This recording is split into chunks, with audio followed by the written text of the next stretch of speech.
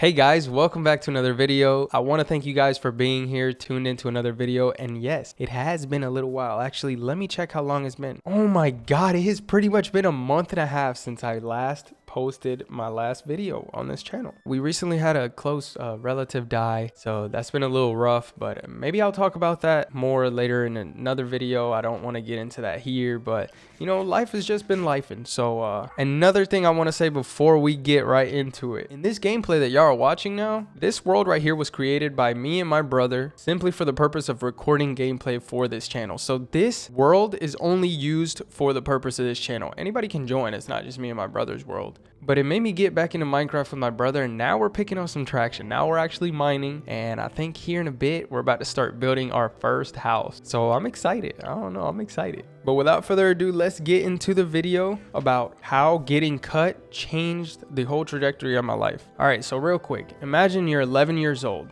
You're in 7th grade and everything is riding on this one thing. Like you wanted something for so long, you feel like, and nothing else matters in the world except for this decision. I actually remember when I was in 6th grade, when I first was getting to middle school, I was doing one of those tours that they do for middle school where they walk you around the school or you meet the teacher, I think it was. And I saw pictures on the walls of the basketball team, and I'm in 6th grade, so I can't even try out yet, but I'm telling my dad, like, yo, Dad, look at the basketball team. I cannot wait to play on there next year, because I was fully convinced, like, I'm a basketball player, I'm gonna be a basketball player, and I'm gonna make this team next year. Like, I have no doubt in my mind. So fast forward to 7th grade year, you know, tryouts come around and I'm feeling really good. I'm actually feeling really good because I've been working really hard for this moment and I did make it to the final cuts. So fast forward, you know, tryout ends, the coach hands us each a slip of paper and it is stapled shut. So the coach tells us, open it when you guys get to your car. Don't open it now. Don't open it while you're walking back. Open it as soon as you get in your car. So I take my note. I remember everything vividly. I remember the car light was turned on. My dad is sitting right there and he was the only one that came to pick me up. And I open it right away because I'm like excited. I'm like, oh my God, like this is going to be it. Like I'm really going to make the 7th grade team. And I don't remember exactly what the words were on the note, but it said something along the lines like, thank you for trying out this year. We have not chosen you for this year's team, but don't forget, Michael Jordan didn't make his JV team in high school, so this story is not over for you and just keep working hard. And I remember I just started bursting down crying. Like I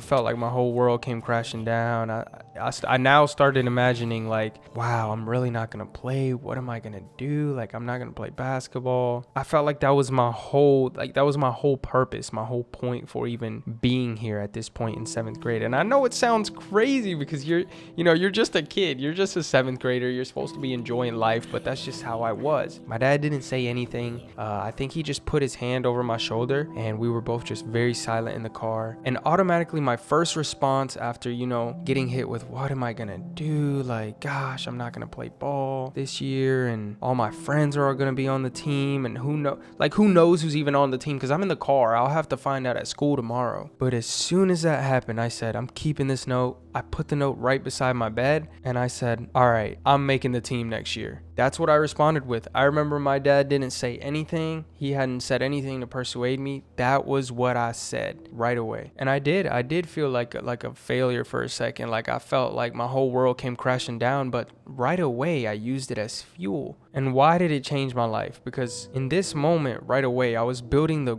foundation. I was building the groundworks for anything that was going to come after that I really, really wanted. And at some point I didn't get, because we all can't get what we want. No matter how rich or how powerful you are, you just can't have everything you want all at once. So it really did build my character, and I guess you could call it my canon event, or one of my canon events. I think we all have multiple canon events. By the way, Spider-Man comes out in 2 days. I am so fucking hyped. Well, 2 days in the filming of this video. I did feel hope. I was like, wait, like I still have another year, another chance to play, and I'm still not even in high school. So let's give it another shot next year. year and I'm gonna put all balls to the wall, like everything. So that's when I started lifting weights, and I think like doing my push-ups every night, it just motivated the fuck out of me. Like I was so ready to conquer the whole world. It gave me that discipline. That was that first burst of discipline that I was like, if I ever, that whole year, if I ever didn't feel like going to the gym, I'd be like, I didn't even make the team. So now I gotta hold up to that promise. And I persevered. I just persevered through the whole year. And at some point when I found out that most of my friends, if not literally all of them, had made the team, and even kids that weren't even taking basketball as seriously as I did. Like most of them did not take it as serious. Like for me, it was kind of life or death. But I will say, at least in 7th grade, I had not hit no type of growth spurt. I was just a skinny kid. So I can understand how a coach would look at me like, he's got some skill, but I'm not gonna be able to pick him right now because there's this other kid that's like actually muscular and things like that. Like he's actually got some definition to that little boy body he's got. And that was my first little drop of humbleness. Like it really did humble me, and it teaches you, wow, yeah, you can get turned down. And it made me self-aware. It made me pick apart who I was in that present moment and think to myself, dang, if I'm not good enough to make it in that coach's eyes, then I have to show him something next year that he won't be able to deny it. And I was resilient. I think a week after, I was kind of devastated because like they had started practice, and I was just like, I felt so out of it. My friends were on the team, you know, they were updating me, and I go to my room and I pick up the note beside my room and I just read it. And I just read it over and over. And I keep telling myself, okay, Michael Jordan did it. Michael Jordan's one of the greatest players ever. And if he did it, then I can do it. And that was my motto the whole year. That's the type of mentality that helped me get through that year. And long story short, guys, I was able to make it to my 8th grade team, and we had a great team. Not only did I make it, but I played over some of the guys that were on the team in my 7th grade. And that was the first year that I actually took things seriously. That could have been a moment that either, you know, I was like, I'm going to play basketball for fun, or I'm going to actually do this. And that was the moment that I said, I'm going to do this because this is what I want. So I want you guys to drop a comment and let me know down below if you've ever had a moment like that any time in your life where it humbled you and it set the groundworks for your life, and it prepared you for some other thing that you couldn't even imagine that it was preparing you for back then. Like you had no reason to believe that this would mean anything to you. I didn't know in that point when I was in 7th grade that would mean so much to me now at this point.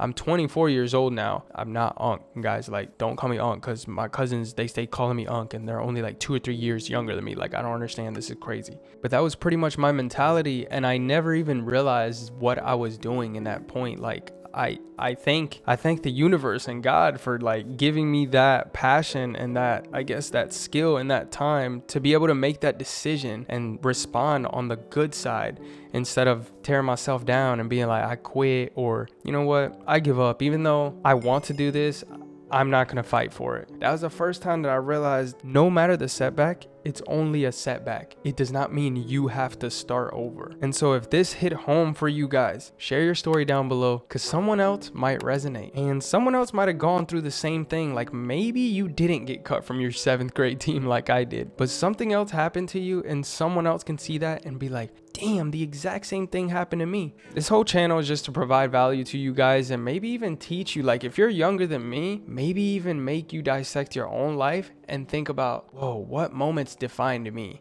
Where did I make a decision that shaped who I am today? Because it's simple to see now, but I couldn't see it back then. Getting cut didn't end me. It basically started me. And that's the beauty in that shit. I hope you guys enjoyed. I'll see you guys next video. But thanks again for tuning in. So nos vemos.